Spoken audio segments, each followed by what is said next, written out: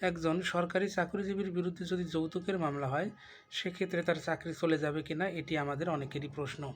একটি মামলা হওয়ার সাথে সাথেই একজন ব্যক্তি অপরাধটি করেছেন এটি প্রমাণ হয় না, এবং এ কারণে আমরা এক কথায় সহজে বলতে পারি, যদি কারো বিরুদ্ধে মামলা হয় সেটি যৌতুকের মামলা কিংবা অন্য যে কোনোই মামলা হোক না কেন, সেক্ষেত্রে তিনি সরকারি চাকরিজীবী হলেও তার চাকরি চলে যাবে না।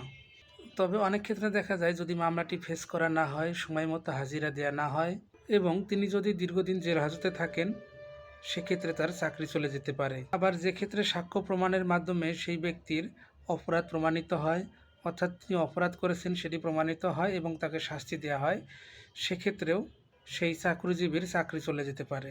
অর্থাৎ মামলা হলে গাফিলতির কারণে, যখন আপনি দীর্ঘদিন জেলে থাকেন অথবা যখন আপনার অপরাধ প্রমাণিত হয়, তখন আপনার চাকরি চলে যেতে পারে। এবং এজন্য আপনার বিরুদ্ধে কোনো মামলা হলে ঘাবড়ে না গিয়ে সেই মামলাটি অবশ্যই ফেস করতে হবে। আপনি মামলা ফেস না করে যদি এড়িয়ে যাওয়ার চেষ্টা করেন, সেক্ষেত্রে আপনি নিজেই ক্ষতিগ্রস্ত হবেন। ধন্যবাদ, ভালো থাকবেন।